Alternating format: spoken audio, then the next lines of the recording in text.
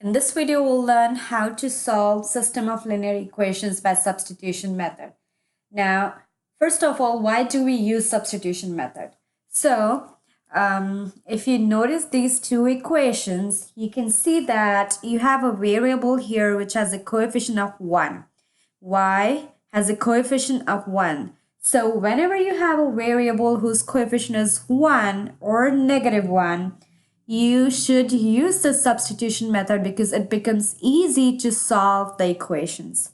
So what we're going to do is we will solve this equation for y, and once we get the value of y, we'll plug in the value of y in this equation. So remember that whenever you have a coefficient, whenever you have a variable whose coefficient is 1 or negative 1, then you can use the substitution method.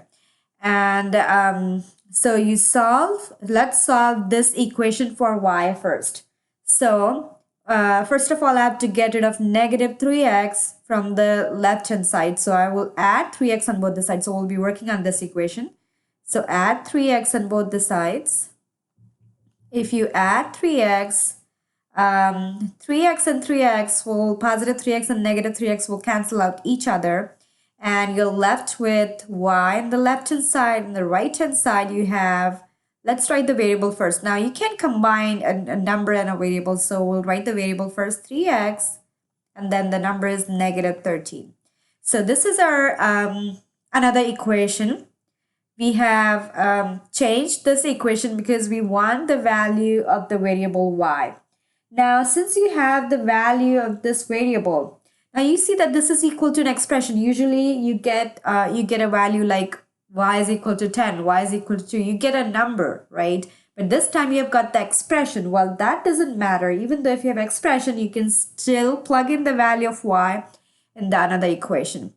So we solved this equation for y. Now, once we have the value of y, we'll plug in the value of y in another equation. And it doesn't matter if the value is in the form of expression. And now let's see what happens. So instead of y, we'll plug in 3x minus 13 in this equation.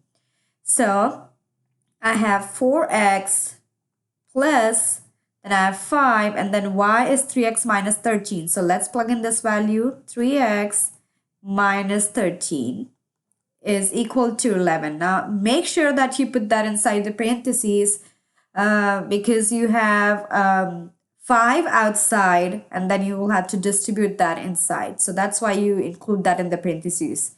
Now, you can see that this equation now only has one variable.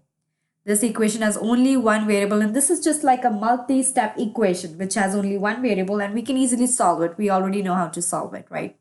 So now I have 4x, I'll bring down 4x, plus then we'll distribute 5 inside.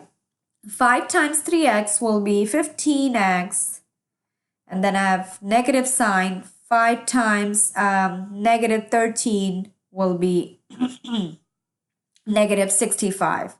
So I have negative sign and then 65. This is equal to 11, right? Now we'll combine the variables first. Combine the variables, 15 plus 4, 4x plus 15x will give me 19x. So let's write 19x here. And then I have negative minus 65 is equal to 11. Now I want x by itself because I have to find the value of x. So how do I get rid of negative 65? I add 65 on both the sides. I add 65 on both the sides. Now you can see that 65, positive 65 and negative 65 will cancel out each other. So on the left-hand side, I'm left with 19x. On the right-hand side, I have 11 plus 65, which is 76. Okay. Now, I want x by itself. So what do? I just have to divide both the sides by 19 because I want x by itself. So divided by 19, divided by 19. 19 divided by 19 will be 1, and it's not necessary to write 1 in front of x because if you write x, the coefficient is still 1. X is equal to 76 divided by 19 will give me 4. So now I have my value of x. Now I can plug in the value of x in either of the equations. So I have this equation first and then this equation. And I can plug in the value of x in either of the equation. Now you can see that I have solved this equation for y. And it's simple to plug in the value of x in this equation because I don't have to worry about dividing the equation, right? So I can just plug in here y is equal to 3x minus 13. And it's not necessary that you use this equation. You can use either of the equation, but it will be beneficial if you understand which equation you pick, which equation you should pick, which will be easier to solve. So in my case, since I have to find the value of y, it's easier for me to plug in the value of x in this equation because I have y by itself, and I'll just get the value of y here easily. So y is equal to 3 times, now what is my value of x? X is 4, so I will write 4 here minus 13. So y will be equal to 3 times 4 will give me 12, and 12 minus 13 will be negative 1. So my answer is x equals 4 and y equals negative 1. Now what you have to do is you write that in the ordered pair. Now when writing in the ordered pair, you write the value of x first. So we'll write 4 and then negative 1. Now, what do you think? What kind of solution it is?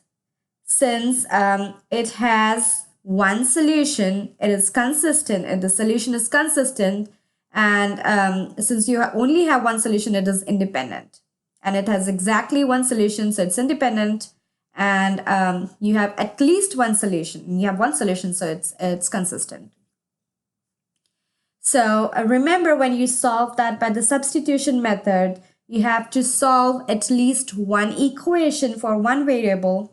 Then you substitute the resulting expression, whatever expression you get, you substitute the resulting expression into another equation.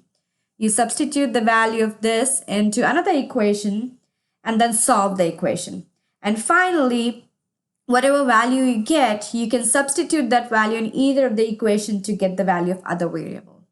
So that's how you solve the a system of linear equations. Thank you for watching this video. Please like, subscribe, and comment. We'll see you in next video.